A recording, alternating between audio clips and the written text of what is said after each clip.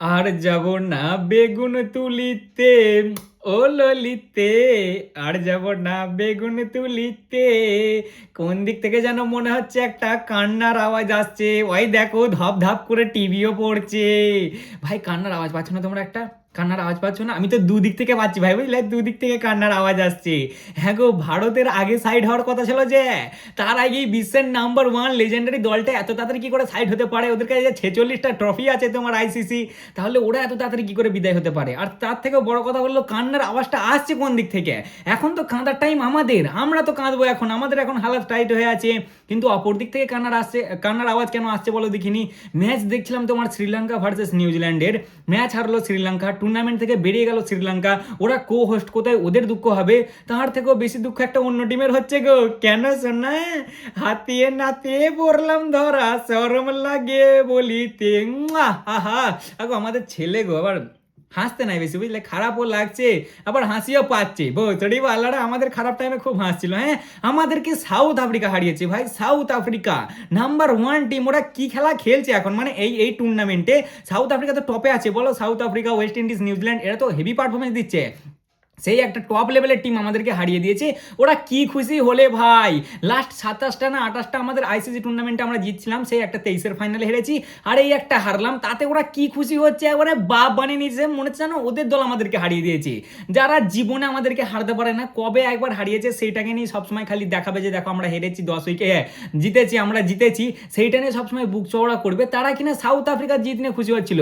ওই জন্য আজকে আমি শ্রীলঙ্কার হারেও খুশি হয়েছি, আর এর আগের দিন তোমার ইংল্যান্ড হারিয়ে দিয়েছে, তাতেও খুশি হয়েছি। না হলে এদের হার জিতে আমাদের সাধারণত অতটা ফারাক পড়ে না, আমরা অত মাথা ঘামাই না, ঠিক আছে? বাকি 2 নম্বর ভাই যারা আছে তারা তো বিশাল মজা নিচ্ছে, ওদের টিম নাই তো, ওই জন্য ওরা বিন্দাস খুশি হচ্ছে। যেই পাকিস্তানে হেরে যাচ্ছে, মানে পাকিস্তানের চাপ কম হয়ে যাচ্ছে, চাপ বেড়ে যাচ্ছে, তখনই বলছে না তো আমরা পাকিস্তানকে সাপোর্ট করি না, তো আমাদের টিম তো খেলেই নি, আমাদের কি যায় আসে। কিন্তু যেই পাকিস্তান করে ম্যাচ জিতছিল, আমাদের ভাই, আমাদের ভাই, আমাদের ভাই, আমাদের ভাই জিতেছে, ভাই ভাই বাবা গো। আর ভারতের বিপক্ষে হারলে তো এদের আলাদা লেভেলের খুশি হয়। এদের তো নিজেদের পাওয়ার নেই ভারতকে হারানোর, ধারে কাছেও ঘেঁচতে পারে না। ভারতের কোনো দিকেই নাই, না ট্রফিতে আছে, না কোনো কোনো কিছুতেই নাই ভারতের ধারে কাছে। কিন্তু অন্য কেউ হারালে বিশাল খুশি, এরা খালি বাপ চেঞ্জ করবে একটা একটা করে। এবার দেখবে জিম্বাবুয়েকে এরা আব্বু বানাবে, ঠিক আছে? সে যাদেরকে বানাবে এবার না। আর যাব না বেগুন তুলিতে, এত খুশি আমি হতাম না ভাই, ঠিক আছে? এত খুশি আমি হতাম না, আমার কোনো দরকারই ছিল না কে হারলো কে জিতলো, আমি অত মাথা ঘামাতাম না। কিন্তু এদের খুশি, সাউথ আফ্রিকার বিপক্ষে হারার পরে এদের যা খুশি আমি দেখেছি, ওই জন্য আমার আজকে খুশি হচ্ছে, বিশাল খুশি হচ্ছে। আমার টিম বেরিয়ে যাক, আমার টিমের হালাত টাইট আছে, আমার টিম বেরিয়ে যেতে পারে, আমি জানি, সব জেনে বুঝি আমার হাসিটা আসছে, কারণ আমাদের কাছে ট্রফি আছে ভাই, বুঝলে তো? আমরা ওই অন্যদের মতন বিনা ট্রফিতে বুক চওড়া করি না, আমাদের কাছে যথেষ্ট আছে। এর আগের বছরই আমরা পেয়েছি, সব বছরই যদি ভারতই পাবে তাহলে থোড়ি না মজা আসবে বলো? তখন বলবে যে বাবা আইসিসি দেখো এদের পকেটে আইসিকে টেনে টাকা দেয়, মানে নানা রকম বাহানাতে এমনিতেও মারে। তারপরেও আবার যদি আমরা জিতে যাই, বলবো বাবা ব্যাক টু ব্যাক ট্রফি কেউ পায় না আজ অব্দি। নিশ্চয়ই কিছু 2 নম্বরই করেছে, এদের বলের মধ্যে কিছু লাগানো আছে, ব্যাটের মধ্যে স্প্রিং দেওয়া আছে, পিচ এরা চেঞ্জ করে দেয় হাফ টাইমে, ওর থেকে ঠিক আছে ভাই। মানে সব বছর যদি ভারত পায় তাহলে মজা আসবে না, ওর থেকে এই বছরে না পেলেও চলবে। কিন্তু বাকিরাও তো পাবে না, একটা তো দলই নাই। আর এই দেখো একটা Sri Lanka, I love you, I love you ভাই, খুব ভালোবাসি আমি তোদেরকে, বুঝলি? আজকে 1% চানবো না আমি শ্রীলঙ্কাকে, হেভি খেলেছিস, হেভি খেলেছিস তোরা, বস সেলুট তোদেরকে, হেভি লেগেছে আমার তোদের খেলাটা আজকে। বিশেষ করে যেভাবে তোরা মানে ববজিদা কিংকে ওই ট্রিবিউটটা দিয়েছিস স্লো খেলে খেলে, ওইটা থেকে আরো একবারে মনে একটা আলাদা রকমের আজকে শান্তি আসছে, বুঝলে ভাই? আমি এখনো জানি যে আমাদের টিমের হালাত খারাপ, কালকে আমাদেরও এরকম কেস হয়ে যেতে পারে, বাট এরা এরা যে হেরেছে মানে কি ভাই, মানে ওই না খেলেও হেরে গেছে আর কি, বুঝলে তো? চাপ হয়ে গেছে, মানে আর চিপসে গেছে, ওদের লঙ্কা লেবু না চিপসে গেছে, দেখে হয়ে গেছে যা বাবা আমাদের তো আর হবে না গো, আমরা গ্রুপ স্টেজে যা হোক করে নরম নরম টিমগুলোকে মেরে এলাম, কিন্তু এখানে তো আর হবে না মনে হচ্ছে। দেখো আমি বারবার বলছি এত খুশি আমি হতাম না, এত আমি এন্টারটেনমেন্ট পেতাম না ভাই, কিন্তু এরা যে ওই খুশিটা আমাদের বিপক্ষে উদযাপন করলে, ওই জন্য আমাদের খুশি হচ্ছে। এদের হালাত না আমাদের থেকে এখন আরো ক্রিটিক্যাল। আমাদের যদি কালকে সাউথ আফ্রিকা হারিয়ে দেয় তাহলে তো ভাই আমাদের হাতেই থাকবে, আর যদি সাউথ আফ্রিকা নাও হারাতে পারে, মানে ওয়েস্ট ইন্ডিজও যদি হারিয়ে, মানে আমাদের কাছে নানা রকম এখনো ইকুয়েশন আছে, ঠিক আছে, কোয়ালিফাই করার। কিন্তু এদের কাছে আর একটাই আছে ভাই, সেটা হচ্ছে কি, যদি নিউজিল্যান্ড হারে ইংল্যান্ডের কাছে তবেই এদের চান্স থাকবে, আর যদি জিতে যায় তাহলে ওরা ডাইরেক্ট কোয়ালিফাই করে যাবে, এরা কেল্লা ফতে। আবার হ্যাঁ, যদি তোমার নিউজিল্যান্ড ধরো হেরেও যায় আর কি ইংল্যান্ডের কাছে, যদি কম মার্জিনে হারে, তাহলে এদেরকে শ্রীলঙ্কাকে ভালো রকম রানে হারাতে হবে, কারণ এদের বর্তমানে ভাই নেট রান রেট মাইনাসে আছে, আর নিউজিল্যান্ডের নেট রান রেট হচ্ছে প্লাস +3.05, মানে অনেক ওপরে আছে, ঠিক আছে। তাহলে এই পাকিস্তানকে কি করতে হবে, তোমার এই শ্রীলঙ্কাকে বহুত বড় মার্জিনে হারাতে হবে, তবে গিয়ে ওরা কোয়ালিফাই করতে পারবে, মানে বিশাল মার্জিন দিতে হবে। আর আমার তো মনে হচ্ছে না ওরা পারবে বলে, তাই আমি বারবার গাইছি আর যাব না বেগুন তুলিতে। এটা মরা টিম ভাই, মরা টিম, কিচ্ছু পারে না, কিছু না, খালি লোককে দেখে হাসবে না, মানে মানা যায় তখন যদি হাসে। এখন যদি আমাদের উপর অস্ট্রেলিয়া হাসে বা নিউজিল্যান্ড হাসলো বা তোমার ইংল্যান্ডকেও আমি ধরছি যদি হাসলো, মানা যায়, ওরা টপ লেভেলের টিম ভাই। সাউথ আফ্রিকা আমাদের উপর হাসলো, মানা যায়। এরা কোথাকার আমাদের সামনে টিকতে পারে না, কিছু না, আবার চুরমুড়ে একটা টিম। এই দুদিন আগে আমাদের সামনে একতরফা হারলো, তারা কিনা সাউথ আফ্রিকা আমাদেরকে হারিয়ে দিয়েছে, তাতে খুশি হচ্ছে না। বে তোরা হারা আমাদেরকে, তবে তো খুশি হবি, তবে তো মানবো যে হ্যাঁ তোদের বুকে পাটা আছে, দু ভাই মিলে হারা আমাদেরকে, দেখি তোরা কেমন পারিস, তবে সেই দিন উদযাপন করবি, তখন তো মানা যাবে। একটা কে হারিয়ে দিয়েছে আমাদেরকে, ওরা খুশি হচ্ছে, ওই জন্য আজকে আমি ভাই মন খুলে খুশি হয়েছি। বাকি New Zealand well played, New Zealand well played, heavy খেলেছো ভাই, হেভি টপ নচ খেলেছো তোমরা। আর তার সাথে শ্রীলঙ্কা ভাই, দেখ অন্যদিন হলে আমি বলতাম যে তোরা কেমন খেলেছিস না খেলেছিস, আজকে তো আমি বলবো শ্রীলঙ্কা হেভি খেলেছে, হেভি। দেখো ভাই, এক তো নিজেরা যেতে পারবো না, ওরা প্রথমে বুঝতে পেরে গেছিল, প্রথম ইনিংয়ে যা নিউজিল্যান্ড স্কোর লাগিয়ে দিয়েছিল সেটা দেখি শ্রীলঙ্কা বুঝতে পেরে গেছিল যে আমাদের এখান থেকে হবে না। কিন্তু সাথে ওরা এটাও ডিসাইড করেছিল যে আমাদের এখানে খেলতে আসতে চাইছিল না পাকিস্তান, এবার তো চলে এসছে, এবার তো আর কিছু করার নাই, এবার তো আর পালাতে পারবে না, তাই আমরা তো বেরোবোই, সাথে তোদেরকেও নিয়ে বেরোবো ভাই। আজকে অনেকটা ওরকমই কেস হয়েছে। Well played New Zealand, well played. নিউজিল্যান্ডের হাতে এবার সব চলে এসছে ভাই, ওদেরকে জাস্ট হারাতে হবে ইংল্যান্ডকে, আর ওরা কোয়ালিফাই করে যাবে। আর যদি হারাতে নাও পারে তাহলে চেষ্টা করতে হবে ম্যাচটা যেন ভাই একটু এন্টারটেনিং হয়, মানে যত কম রানে পারবে তত, মানে যত কম মার্জিনে পারবে হারা ভালো ওদের জন্য। মানে হারতে পারো, চান্স আছে, বাট অনেক কম মার্জিনে হারবে, যেন বেশি বড় মার্জিনে হারবে না। আর নিউজিল্যান্ডের ওপর আমার ভরসা আছে ভাই, ওরা কোয়ালিফাই করে যাবে মনে হচ্ছে, ইংল্যান্ডকে ওরা হারিয়ে দেবে, হাই চান্স আছে, দেখা যাক এবার কি হয়।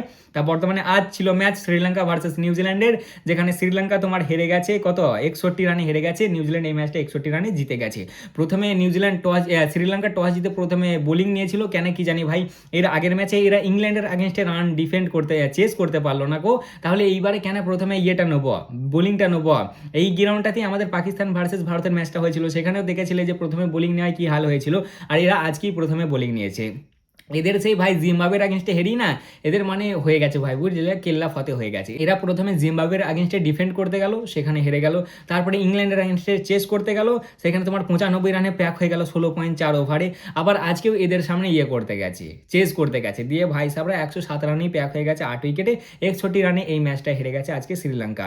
নিউজিল্যান্ডের দিক থেকে দেখতে গেলে নিউজিল্যান্ডের ফিন অ্যালেন আর তোমার রচিন রবীন্দ্র মোটামুটি ফার্স্টের দিকে একটা ভালো শুরুয়াত করে, ফিন অ্যালেন 13 বলে 23 রান বানায়, আর রচিন রবীন্দ্র 22 বলে 32 রান বানায়, কিন্তু মাঝের দিকে এরা ফেঁসে গিয়েছিল, বিশাল ফাঁসা ফেঁসে গিয়েছিল ভাই।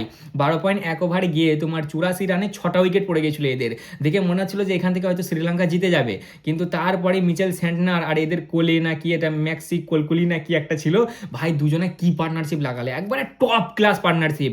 আমাদের যেমন ভারতের হয়ে ঈশান পার্টনারশিপ একটা লাগিয়েছিল না, মানে যে পারফরমেন্সটা দিয়েছিল সেরকমই সেম পারফরমেন্স আজকে স্যান্টনার দিয়েছে, একবারে টপ লেভেলের পারফরমেন্স, যেখানে অন্য ব্যাটাররা টিকতে পারছে না। অলরেডি তোমাদের 84-তে 6টা উইকেট পড়ে গেছে, সেখানে স্যান্টনারের 26 বলে 47 রান, একবারে টপ নচ। আর তার সাথে এই কোহলি 23 বলে তোমার 31 রান দিয়ে 168 বানিয়ে দেয় 7 উইকেটে। আর 168 বানানোর পরেই বোঝা যাচ্ছিল যে এখান থেকে শ্রীলঙ্কা টিকতে পারবে না। এরা লাস্টে 4 ওভারে 60 রান না 70 রান মেরেছে, যেখানে তোমার 12.1 ওভারে 84 রানে 6টা উইকেট পড়ে গিয়েছিল, সেখানে 20 ওভারে এরা 168 লাগিয়ে দেয় 7 উইকেটে। বোলিংয়ের দিক থেকে দেখতে গেলে তিক্সনা 4 ওভারে 30 রান খেয়ে 3 উইকেট নেই, আর তোমার চামিরা 4 ওভারে 38 রান খেয়ে 3 উইকেট নেই। ভালো বোলিং করেছিল এরা, ফিল্ডিংটা মোটামুটি ভালোই করেছিল, কিন্তু রানটা এক্সট্রা খেয়ে গেছে, খুব লাস্টের দিকে খুব মার দিয়েছে এদেরকে স্যান্টনার আর এই তোমার কোহলি, এদের তারিফ করতে হবে ভাই, এরা ভালো খেলেছে।